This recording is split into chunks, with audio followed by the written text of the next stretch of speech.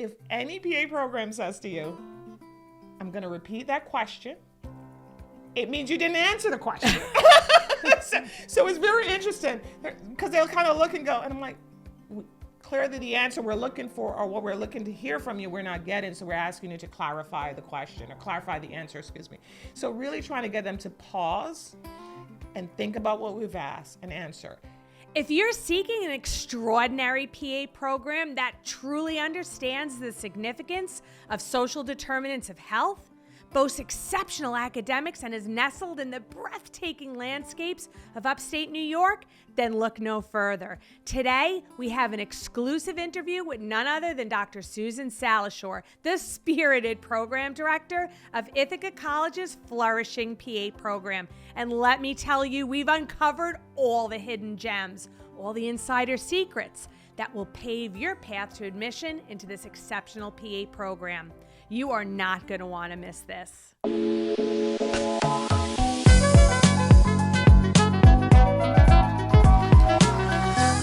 So welcome everybody today. We're so excited to have Dr. Susan Salashore with us today. She is the founding director of the Ithaca College PA program. So welcome, Dr. Susan. Thank you for having me. So let's dive right in. What do you think pre-PA should really be focused on and looking for when they're taking a look at programs and helping them choose the best PA program for them? Yeah. So pre-PAs, first thing they have to do is decide what they want in a program in terms of location. And I have come a long way in that conversation now. In the past, I'd say just get into a PA program and just be happy you got in. But post-COVID, I've had to really rethink that lens of saying, just go anywhere you get into. I think they have to think about where the location is in terms of relationships. So where's my family? Where's my friends? Where's those connections that I can still have where I'm going through a program that's intense, that I need to still practice wellness and, that caring for yourself. So that's the first thing I tell folks now. Like when you're looking at a program, I tell them always pick your top 5. Now I get it. They're applying to 12 programs. They want to go to the program that their friend went to for various reasons. But I tell them pick your top 5 and think about the location. How does it relate to getting back to your family? How does it connect to what you want in a PA program? So anything you're doing has to have a connection to you, your passion. What is the culture you're looking for? What is the mission of that PA program? So for instance, at Ithaca College, I tell folks, if you don't want to live in a rural area, we're probably not the program for you because we're not a big city. We have to go to Syracuse to go to a real mall, as my daughter says, right? So if you're someone who needs to go shopping every weekend or you have to go to Chick-fil-A every day, we're 45 minutes from Chick-fil-A or even longer. So think about that. So that's one layer of what they should be looking for. The second thing is relationship. What is the relationship you notice that PA student who is in that program now is having with the faculty, with the staff, with the campus that they're on? So how is that relationship going? And they can find those information on forums. My admissions coordinator goes to forums and see what people say about us to help us to do better at the work we're doing. So really finding that fit. And I also tell them, don't try to redo courses that you've already done. So if you have a transcript that looks really good in terms of the general fit for you, look at the program and those top 5 that you have. If there is a course that you're like, I really want to go to Ithaca College, but they don't take this course, but Lemoyne take it, then Lemoyne might be the better fit for you because you can't afford to go take another course or you just don't want to do that. So don't push yourself in a corner if you really don't want to. Mm-hmm. One of the things I want to back up and ask you about, because you're talking about location, what about location as it relates to, post-schooling? So if you're picking a place around where you have family, where you have support, where you could still go to the same, maybe gym that you've kind of grown up going to. But how does that also then relate to location as a post-grad, selecting a school carefully? Yeah. So it really depends, because I have a learner right now. She's decided she's not going home the first week. They're off for 2 weeks, but she's going to stay in Ithaca the first week. And I said, why are you staying in Ithaca? Don't you want to go home? She said, Dr. Salashore, I just need to reset. I just need to reset and think differently about what I'm doing. So I think post-grad, I tell folks, if you want to have a different experience, then you might want to go away. So we have learners who are from California, for instance. And my first question to them is, you're coming across the country to another program. Do you understand you're not going to be able to go home potentially at Thanksgiving because you don't get a week off potentially? Is that okay? Are you comfortable with that? Do you really just want to get away? And they'll say, I really want to be in a different environment. I've been in the same environment this whole time, so I want something different. Does that make sense? Absolutely. Like, yeah. Yep. Talk to our viewers a little bit about, for Ithaca College, how can they really drill down and find out about your program, about, what you guys are proud of and what makes it great? How do they evaluate that? The website. And I put that in big bold letters. They have to go to the program's website. It's like looking for a job, right? So go to the program website, see what their mission is.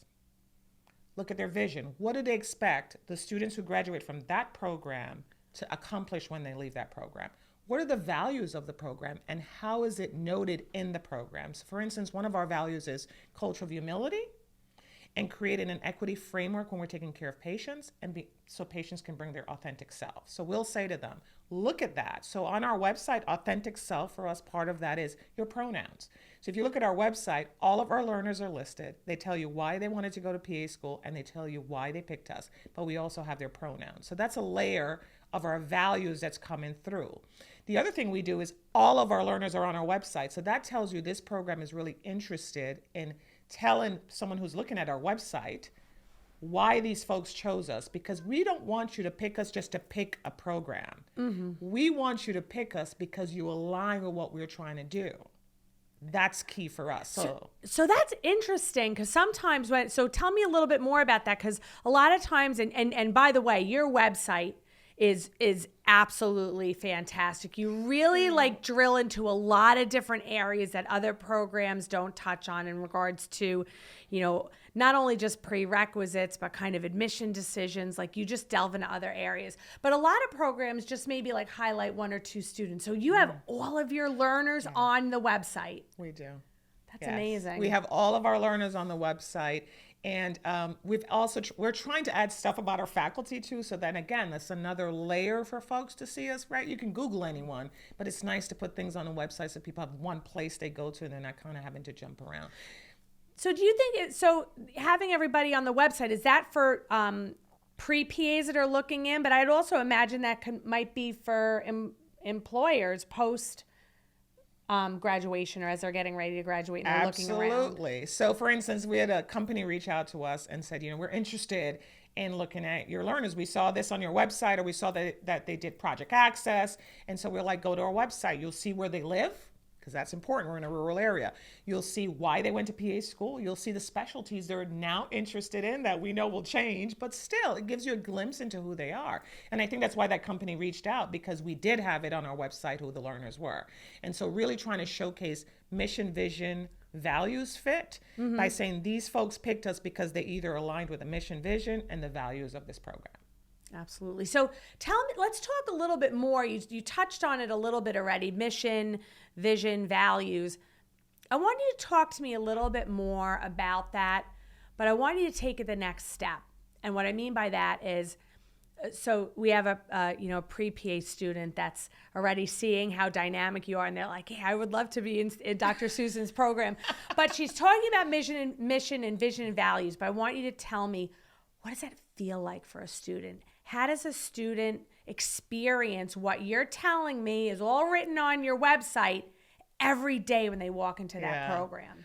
So when I got to Ithaca College and started telling them what my vision was for a program, they all kind of like, wow, this is awesome. And one of them was wellness. So I have a focus on mental health, really believe in taking care of yourself in order to take care of your patient, right?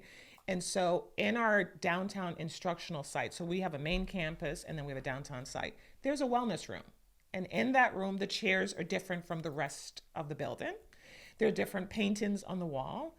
We have a diffuser in that room. We have chocolate in that room. We have balls in that room, just, the stress balls. They can color in that room. And we say to them, please try to use this room to reset. So that's an example of that culture of wellness, making sure we're taking care of ourselves so we can take care of our patients. The other thing we did and we keep improving our process, because we constantly remind ourselves that we're a new program and we've got to figure out how to do better, how to be better. So one of the things we did is learners said, well, Dr. Salisher, you've talked about wellness, but we don't have wellness. What is the wellness activities we're doing? So initially we brought in someone to talk about positive mindset. We told them about the 2 gyms we have on our campus. We have exercise science and athletic training, and they run one of our clinics, right, for master's level students. So we're like, this is where you go. You can get a personal fitness evaluation, you get all these things. And so we thought that was the answer. So we started adding wellness hour on the curriculum. And then I started doing yoga. And then we started doing mindfulness and meditation. And so that's really changed the landscape of what that looks like. So now, I just want to ask you, because I know we've chatted about this a little bit. You're teaching the yoga. I am teaching it now, but initially I didn't have my certification, so we brought someone in from the yoga studio I go to in Ithaca. So your students, right? Yeah. Your Dr. Susan, but then they walk in and they're also That's right. Susan, learning. the yoga teacher. Wow. Yes. That must just bring a much, just a different level to your relationship. Like just being, I hate to say it, sometimes you're in like little, vulnerable positions when you're doing yoga, right? Yes. But yes, it must yes. make that relationship so much different. And it's like you're I've humanized so myself. Exactly. Yes. And I really have. It's funny because I have people that go, oh, here comes Dr. Salashore. And so I'll come in, and say, okay, right. Dr. Salashore is not Dr. Salashore now. She's the yoga teacher. Right. And so she's learning with you. And if there's someone in the room, one of our learners is more experienced, I'll say, can you be the demonstrator? Because I can't do all the moves as well as some of them can. But what has helped me to do is they see me as Dr. Salashore, the boss lady. Oh, be careful what you say around her. But when I do the yoga class or I do meditation with them, I'm going to incorporate dance now. I'm trying to find someone who does Zumba, but if not, we're just going to dance to Beyonce for YouTube. But the idea is to humanize me because of my role and also to create relationship with them. So if they're struggling with anything, they still know they can come to me. So that is one of the things. I had a learner come to me the other day and said, I want to talk to you about what's happened. And I asked the learner, like, why did you want to talk to me? And part of it was, when you talk about mental health, you make us know it's okay to not feel well. And so that goes back to that daily piece you were talking about. How are we doing that in a daily way to make them know there's a place for them that they come and talk about what's going on in their lives? So when a pre-PA student is looking at that, they should be talking to these learners, right? So that's part of that. What is the culture of the program in terms of support?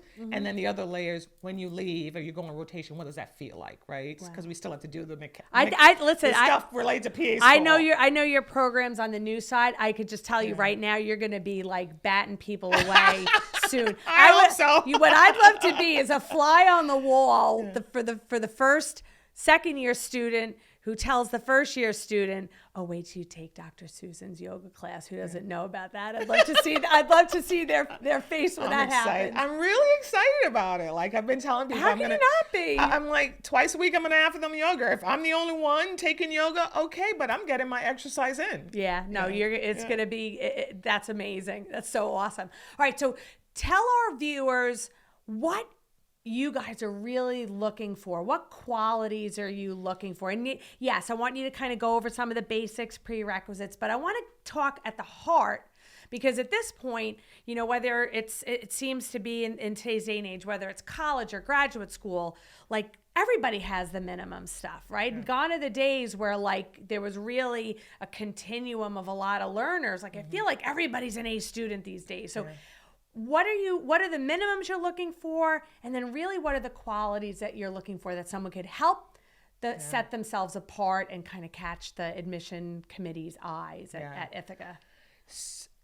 So what I will say is we look at GPA a little bit differently, and it's not just us, Ithaca's PA program. We have a minimum GPA, 3.0. We have a prereq GPA of 3.2. The box is checked. Right? We've done that. Now we look at the rest of your application, right?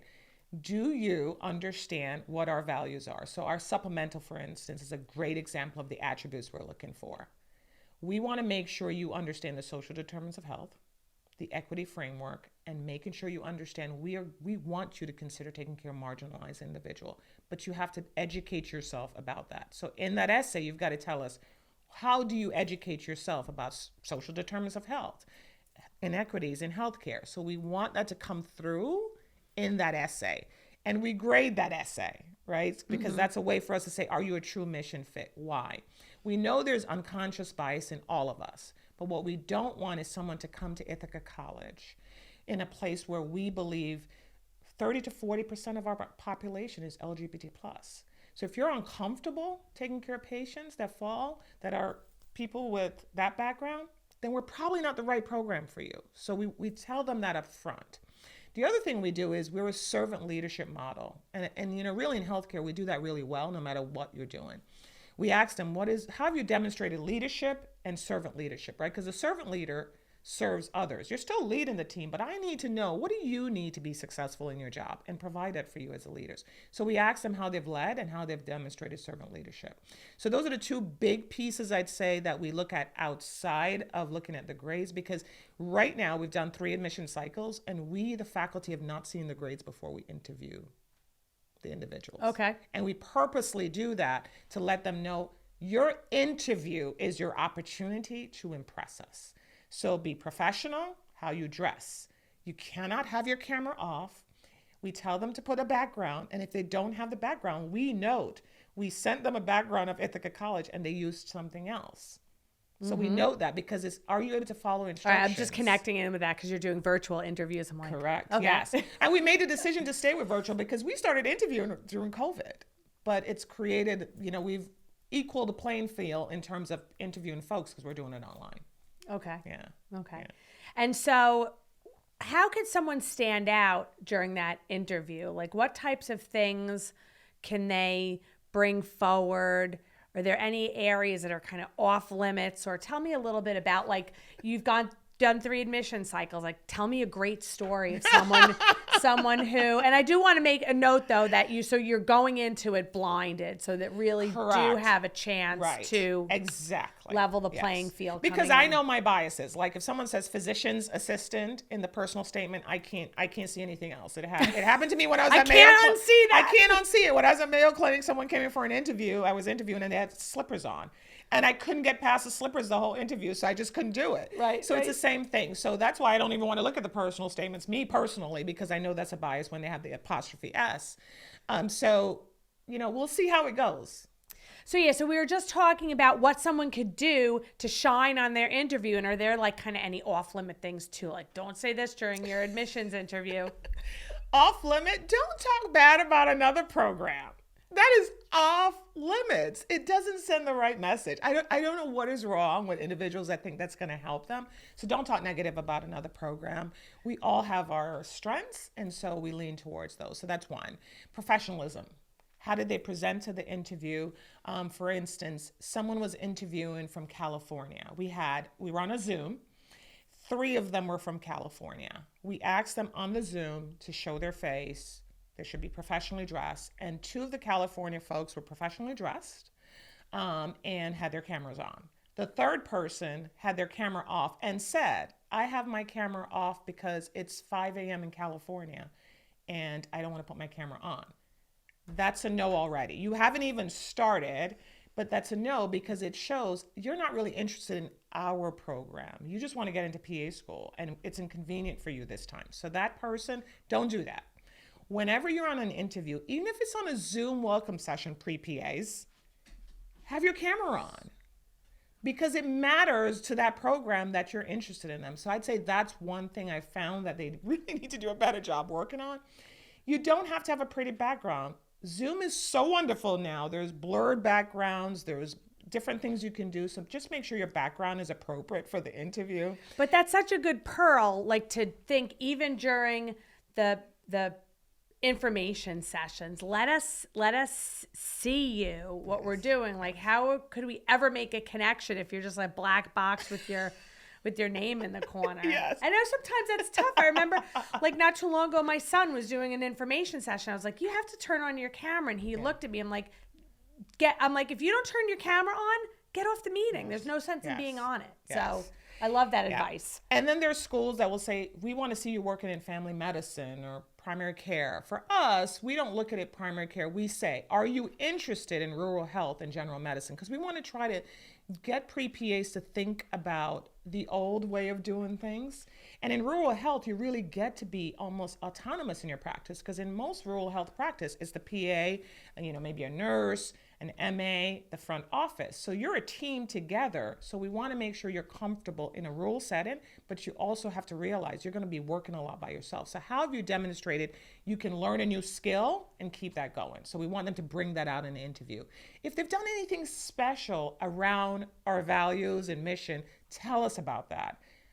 Listen to the question. I don't know if this happens to you. Like, I always say, pause for a moment. And if you're not sure what I said, or you lose your train of thought because you're nervous, just say, can we pause? Can you repeat that question for me? There is nothing wrong during an interview to kind of write points down that you want to make sure. So that's really important, because sometimes people just keep rambling on and you're trying to find a time to stop them to get to the question. The other thing is, if any PA program says to you, I'm going to repeat that question, it means you didn't answer the question. So it's very interesting, because they'll kind of look and go, and I'm like, clearly the answer we're looking for, or what we're looking to hear from you, we're not getting. So we're asking you to clarify the question, or clarify the answer, excuse me. So really trying to get them to pause and think about what we've asked and answer. One of the best interviews I've had was the best interview. Listen to what I said. Is the person said, I am so sorry. Can we pause? I'm nervous and I just want to catch my breath. And we stopped. That's someone who understands this is an important thing that's happening right now in the moment. I'm feeling it. And we paused. And then I said, 3 collective breaths, because I learned that in my training for yoga. I said, let's just do all of us. So me and the other interviewer are doing 3 collective breaths with the student and the applicant. And then we just start saying, I was like, so tell me what else you do for fun. So I kind of changed the direction of the conversation, because one of our questions is, what is a fun thing you do? And so guess what? They started talking about the fun thing they did. It relaxed them, so we could go back to the rest of the question. So realizing it's okay to say, let's pause. Bring your authentic self.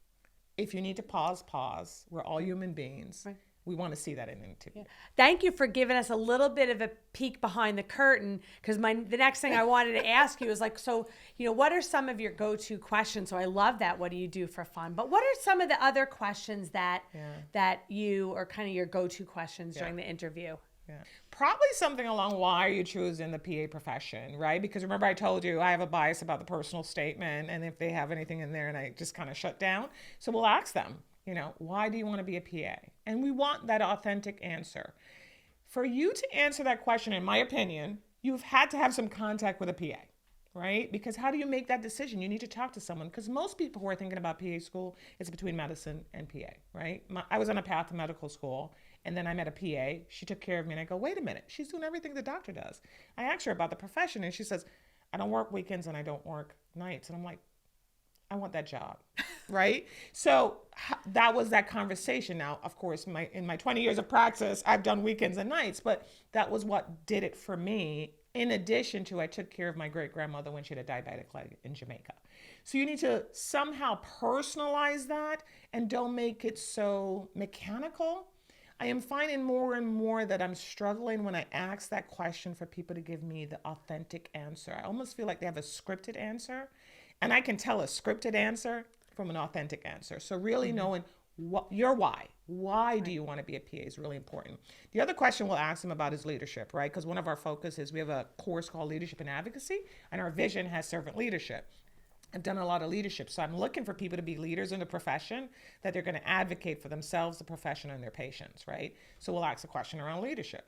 Advocacy. We're going to ask a question around advocacy, because it's one of the courses we teach. How are you advocating for yourself, for patients in the practice? How do you advocate for staff on your team? How do you work in a team? Those are important questions. Justice, equity, diversity, and inclusion. We are in a different time now, and you have to understand the inequities in a system, and you have to be able to answer that question as it relates to you. So don't give me the national answer. Don't give me the state answer. Give me your answer as to what does justice, equity, diversity, and inclusion mean to you? And how are you going to apply it when you're practicing medicine? We're going to change that question, so just so they know. But it's going to come back to that point in some way, because we have this equity framework lens. We want people to think about the patients you're going to take care of. Can you go back to marginalized areas? So we really want them to make sure they're we formulate our questions from our mission, vision, and values. So if you get an understanding of that, then you get an understanding of the questions we may ask. What if someone comes in and they're in for an interview and you're talking about the diversity and that whole component of your program, but they haven't had a chance to really experience it in their own personal life, but there's really an interest in that. How do you even begin to talk about that and advocate for yourself and say, well, maybe I haven't had this experience, but I'm really interested in it, I think. Yeah. Like, so in the old days, that answer would have been okay, Deb, but it's not now. And the reason why is we have technologies. We have the ability to Google anything. So if I don't know what justice, equity, diversity, and inclusion mean in medicine, Google it. You need to have an understanding, because patients are coming to us and saying, I want you to use my pronouns. I want you to call me this name. Even though I look differently, you have to recognize that is important, right? Because I don't want a patient to feel like I'm not connecting to them. So I challenge that in saying to people, you have to educate yourself. You have to have a growth mindset, right? I don't understand all the nuances of cultural differences because I was raised in Jamaica. So my experience is very different from someone who is a Black woman born in America. So I have to educate myself about Black America experience because it's not something I grew up with. So we have to educate ourselves. I take it from the lens of a patient who comes in. If that patient is from a culture and I don't understand, it is okay in the moment for me to say, you know what? I don't understand what you just said. Can you help to educate me as your provider? That is okay. That cultural humility piece is okay. But on an interview in a program with this equity lens, removing bias, thinking about the authentic self of the patient, you need to look at that, right? So it's back to what I said to you. You're coming to Ithaca. You need to look at, is Ithaca the place for you? When I interviewed a Mayo Clinic in Jacksonville, I looked at what Jacksonville was like. I researched the Mayo Clinic. I researched transplant because that was the area I was going into. I didn't just show up on the interview and didn't know the answers to those questions. And I've done interviews where I'll say, well, what kind of transplant do we do here in Florida? Well, if you can't name it, you didn't go to our website. So I usually can tell when I'm interviewing someone if they went to our website or not. Because they usually will. I'll say, what about our program has attracted you? And if they can't answer that question like that, then I know they didn't look at the website. They just applied to our program. So it's really all that kind of pre-work to do to learn. And maybe of course, right? They haven't practiced in that area specifically, but they have to be knowledgeable about it. And hopefully in that knowledge, they'll connect to it, be able to talk about it, and then either come to Ithaca for an interview or not, based on, what they're going to connect with and what's going to be fulfilling for them. And that kind of gets back to the beginning. How do you choose a program? Yes. Right? Yeah, it really does. And choosing a program, and I tell people when we interview them, I said, I know you're applying to many programs, and I know we might not be the right fit for you. You need to find the right fit for you, right? Yeah. Absolutely. Yeah. So let's talk about how the admissions process at Ithaca College specifically. How do you, right? So you have your boxes checked on your GPA and then your prerequisite GPA, and you've written your personal statement, you've had your interview. Then what? Or do you guys, are you making decisions on a rolling basis? Are you all getting in a room and hashing things out? Like, how does it happen? So we're all getting a room on Zoom because we try to accommodate folks on whatever day it is we're meeting. So we have interviews for 2 weeks. So as we grow our program, our first class was 30 learners, 40 learners, and 50. So when we did 30, we interviewed 120. So we interview 3 times what we will need, right? And so on our interview sheet, if you will, there's a box that says, is the person a mission fit? Do you think we should admit them, yes or no, right? And then you put that number, kind of yes, admit, yes, wait list, whatever it is. And then you have to explain why you picked what you did. Okay. So we also try to keep ourselves accountable to make sure we're not doing something we shouldn't do as well. And then we get in a room and we kind of list them. So if you and I interview someone, they would say they have AA, so they accept. That person gets, we have a score and they have the score. We might have 10 people with the same score. Then we go to the supplemental essay, right? Back to that mission, vision, values. And we look at the score. And then we talk about, why did we pick this person? Then we have the next layer, say they're accept wait list. Well, why did we do wait lists? What was it about this person? How do we rank that wait list? Is it low because they don't live in, New York, Connecticut, Pennsylvania kind of region? Or is it high because they work with people with disabilities or they understand how it is to lead on a team? So we rank them based on that process. We will, one of the things I tell folks is always look at the website because we do change some of the things. I know we're going to make some changes this year, but we're not going to change are your mission, vision, values fit and do the, accept. So we do go through a cycle, if you will, of did we do AA, AW, or AD? Now people say, because that's a red flag for us internally, why would someone say accept and another person say deny? So we will look at those and see what the story was to make sure we're being fair in our process. Okay. So one of the things that I've been thinking about is I've been meeting and chatting with more program directors. So you guys are not, I think you said it, but I know the answer because I did my own research. You're not, you do it for 2 weeks and then you're putting offers out. Yes. Okay. So do you wait list within that? Because maybe you're not going to be a perfect match on your first 30, or how does that all happen? And then I have some other questions too. No. So the first week we meet on Friday. So we interview Monday through Thursday. Yeah. And then we meet on Friday and we rank everyone based on scores and the A, that thing. Then the next week, so we don't make any offers that first week because we're still interviewing. And we do the same exact thing. Then our admissions coordinator kind of ranks it all based on the letter in and the scores, right? And then we meet together and make decisions. And then we send out the 50 that we're going to accept. And then the wait list starts. Okay. So you're looking at putting 50 offers out for the 50 spots at this point, and then go into the wait list. Yes. Okay. So how long do you give students to make a decision, right? Because you can't have everything laying out there, because then you have wait lists and other programs and... Yeah. I think this cycle we did 7. I think the first one we did a little bit quicker because we're the shortest space. New York State has a whole different rule with the educational departments. I think it was 7 days. They have 7 business days or 7 calendar days to let us know. And then if they don't let us know, our admissions coordinator, she'll reach out because there's kind of this thing that they go to your, spam email. So she'll send something, but she can tell. I don't know if pre-PAs know this. I don't think it's a secret, and I think it's important for them to know. In the CASPA system, for programs who use CASPA, we can tell if you open an email. Yes, I know. Yep. So I don't know if people realize that, because they'll say, we could tell. So that's a telling piece, right? If you open an email and then say, well, I didn't get the email, well, we can tell. So now we've got professionalism issues. So you're probably going to be, we're not looking for you to come anyways, right? Because now you're, you're not being honest. So we do try our best to kind of connect with them before day 7. So she sends a reminder to say something. Right. What I have done, though, to kind of really set everyone up for success is say, if we're not the right fit for you, and it's okay, just tell us, because someone is on that wait list that wants to come here. So that's why we limit it to 7 days. Now, don't forget, as you know, we just made offers. School doesn't start until July. So as people continue to interview and they get something closer to home, something where they have family members, somewhere where they have friends, they may change their mind. So we know that number may change, but we just keep going into the wait list. Okay. Because that was my question, and I think this would be really valuable for pre-PA students to really, really take a look at. You've got rolling admissions, non-rolling admissions, programs that graduate in January, June, they start in September, all different times.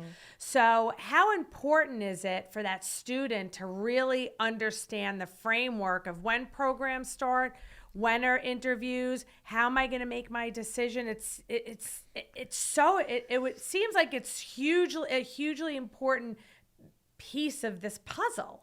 It's a huge piece, right? And it's stressful, right? Because here you have 10 interviews, you applied to 10 programs, you got 5 interviews, but Ithaca starts in August, and this other place starts in January, and this other place starts another time. That's when that applicant has to go back to what is most important to them, number one. Or maybe number 1 is, how expensive is that college, right? Like, because a private college, like the college, is very different from, a state school, right? So they have to think about those pieces. What you'll find is people will say yes to us, pay the deposit because the deposit goes towards their tuition, and then they'll get in closer to home and they'll go there. What we've been lucky to have, I call it a blessing really, is that if people are no, they just say, we're no because I found something closer to home. So we at least have an idea. We're no, like I had one recently where, the person was no because they said it was expensive and they wanted scholarship. We have one scholarship, but it's a master's level program. So I sometimes have to remind folks, you're in master's level programs. In master's level programs, they typically don't have scholarships or tuition. You have to find a way to pay for it. So think about that piece as well. Yeah, and that was going to be actually perfect lead into my next question. PA school is expensive. So, how does Ithaca College compare to maybe the national average, and how can you afford to pay for it? I mean, one scholarship, that's great for the person who gets it, but how do you afford it if you can't? Yeah. So even when I went to PA school 28 years ago at St. John's University, after 4 years, St. John's was a 5-year program. So 4 years I had Pell Grant and help because my mom was a single mom. That 5th year, I had none of that. I took out loans to cover everything, including living without working because I just didn't want to work at PA school. So you do have to make that decision up front. Ithaca is a private college, but what I tell people is, there are lots of private colleges, right? So if you can get in a state school, get in a state school. If you can get in a city school, get in a city school.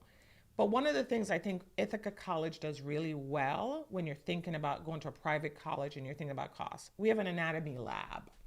So you're working on donors, right? You're not using just a table, right? So some people like that touch, that tactile piece, right? So if that's important to you, we're a fit for you. Well, that costs money to run an anatomy lab, right?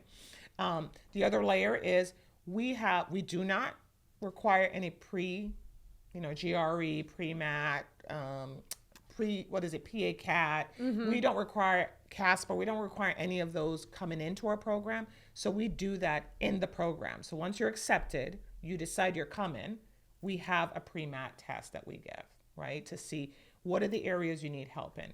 We have a learning specialist. So that's given post acceptance to really understand where maybe there's opportunity for continued learning, or what areas, like, hey, maybe we know this person's got this down pat already. That's an interesting kind of reverse on the lens. Yes, because what we know is we have 10, so you could have taken anatomy 10 years ago. Right? That's a long time to take an anatomy. So we want to see who's struggling, who we need to focus on. What resources do we need to provide them? So we provide because we don't do any standardized testing, we provide a lot of resources on the other side. So, osmosis, Roche review, we have like a bank for like anatomy. So we do different things on the inside of the program, which costs money. The medical equipment, white coat, all those things. Books. We try to buy the books that we feel like you must have, so that's embedded in the tuition and fees, if you will. Okay. Yeah. What other types of things do you do as a program if someone happens to be, they start and all of a sudden they're struggling in a class? Because obviously you can't send a provider out there that's not, passing their classes. That's not going to be good for anybody. People get upset when I say, listen, I used to write questions and I'll say, I can't, they'll come and say, I want to argue that question. I go, we can't argue that question. And they'll say, why, Dr. Salisher? Why can't I argue that question? Your answer would have killed the patient. I know that sounds harsh, but we're dealing with people's lives, right? So it's a different lens, right? That's when the boss lady, Dr. Salisher, comes out. Not the yoga teacher. Not the yoga teacher. It's like, you're dealing with people's lives. And so you have to get this content. So when someone is struggling, we have, everyone is assigned an advisor. We've added another layer, believe it or not, because we're PAs. Most of my faculty are PAs. We have a natural science faculty and everyone else is a PA. We didn't learn how to teach someone how to learn. So one of the books we have them read is Teach Yourself How to Learn, and we read the book that says Teach the Student How to Learn. Okay. So together we can find solutions. So one of the things I've incorporated this second group of learners that have come in is we have a class around your schedule to try to help them. We have an assessment that looks at test anxiety, and we try to bring someone in to talk about that. So we try to do things to help them to be successful. If a learner is struggling, and we call our students learners, if a learner is struggling, I bring them in and have a conversation with them. And I ask them, what are they doing? In terms of academics. But what's going on socially? Where are you living? Who's your support system? And try to figure out if it's something outside of the classroom that's influencing that. So we do try to work with them. It's funny because I'll send someone to the dean every now and then, because we have a site, you can go in and say, I'm worried about this learner, and they go and see the dean. And the learner went to see the dean, and the dean says, you've done everything. Like, so then that learner, our director of didactic, will work with them and try to figure out how to help them. We'll give them an osmosis playlist. So we'll try to figure out, is the learning related to the application of the content? Is it how they're studying? So we try to identify what the issue is and then address that particular issue. So what is an osmosis playlist? Yeah. Because I don't know what it is, and I bet some of our pre-PA students don't know that so they either. should definitely check it out. So, when you're doing a clinical medicine series especially, so, I used to teach GI, so let's take the liver. So literally there'll be a playlist, and it could be anatomy too, so it'll show the anatomy of the liver. So Okay. I'll assign it to someone and say, we're about to do liver disease. You need to understand how the liver works. So I'll assign them the anatomy of the liver, the physiology of the liver, the pathophysiology. So that's the playlist of the liver series, if you will. Okay. There may be medications in there. There may be, I worked in liver transplant. There may be irritable bowel syndrome in there. So there's a playlist that we'll assign them. And then there are questions in that playlist. What I like about the different tools we use is, we learn different things different ways. Some people have to hear it a couple of times. Some people have to see it. Some people have to speed it up, slow it down. So osmosis has images for them to see. And they can walk through those images, and then it has questions that it asks them. Okay. And then it gives them explanations. Okay, so that really will kind of calibrate to help the student learn in the way that's best for them. Correct. Love Yes. it. Yeah. That's So we're trying to awesome. find different ways of learning for them that helps them to be successful, but helps us to support them as well. Fantastic. Yeah. You've given us such a great peek behind the curtain on so many different aspects of Ithaca College's program. I hate to ask this, but what are some of the common reasons why people are not getting that offer? Why what are the There's top not enough spots. Like, it's, I feel sad in some ways because we interview these amazing individuals, but we can't take everybody. Right. No program can take everybody. So if we get to that cutoff and there's someone who just really touches my heart, when everything kind of ends, I'll say to, our admissions coordinator, I want to meet with this person. I want to see if I can mentor them for success. So I do that with someone who I felt like I could see there'd be a great PA because of their empathy or their kindness or some story. And then I'll say, let me meet with them. Or we interview and they don't get accepted and they reach out to us again and said, why, what can I do differently? I'll meet with them and say, tell me what you've been doing to apply to a program. So it's not that the candidates aren't great. It's that there's but so many slots. Like PA programs are limited in how much slots they can offer because of the rotations, right? It's not that we can teach the content. It's Right. do we have the rotations to meet the needs? Right. And you're so sweet to be talking about hey, we want to, bring in as many people as we can. But I'm going to push on this just a little bit. The reality is sometimes people just, even if you do have the GPA and the prerequisite GPA, I'm sure things like a bad interview, a personal statement that just makes you the hair on the back of your neck stand up. So what are some of those common things that might lead to someone getting rejected from the program? Yeah. So they wouldn't even get to that point, I guess. So Okay. All right. For instance, I share this with my staff all the time because I think pre-PAs need to know your interview starts when you contact the program. As a recruiter for many, many years, I can tell you I've counseled so many people about that. And I have a client that I've worked with for 2 decades. And if you walk in that door and you're not the same person to the receptionist that you are to the interview, I don't care how great you did in that interview, that client's not going to hire you. That's right. Hands down. Yes. So you have to talk to everyone that you encounter with respect and be professional, right? And so so some of the folks that kind of the red flags don't even get an interview. Let's start there. Okay. Or they show the red flag on the interview and we note it and we don't bring them back. And one of the things is, for instance, my name is Dr. Susan Salashore. I don't know you. You're an applicant. How do you call me Susan? I don't know who you are. You don't know me. I'm the program director. Calling me Susan is inappropriate. Okay. You call me PA Salashore, Dr. Salashore, but you should also know that that's my title, right? I had someone on the interview ask me if I was a PA. that person didn't get in because they didn't do their homework. Right. Exactly. See your face? That's exactly it. So that's the kind of stuff that you have to ask. We have, someone will say, I'm trying to think, I'll say to my staff, because I'll ask the staff, if we're trying to make a decision, Right. and it's like 3 people are tied and we can't break the tie, we will confirm with our admissions coordinator, especially because she interacts. Is there anything you're worried about? Let me take that back. We do that on the front end. Is there any applicant that we have said yes to that you feel they were disrespectful to you? We want to get to that because we don't want our staff, our faculty, our patients, our clinical preceptors experiencing disrespect from anyone. So we do try to get to that before that point. Now, the reality is we're all human beings. We all prepare for an interview, right? We know what to say, and we may get through that process. But we've been trying to do a better job during the information session and welcome session to say, this is who we are. We understand that you may not be comfortable in this environment, so we're probably not the right fit for you, so you need to think about that. And so we typically don't really get people who don't want to be there.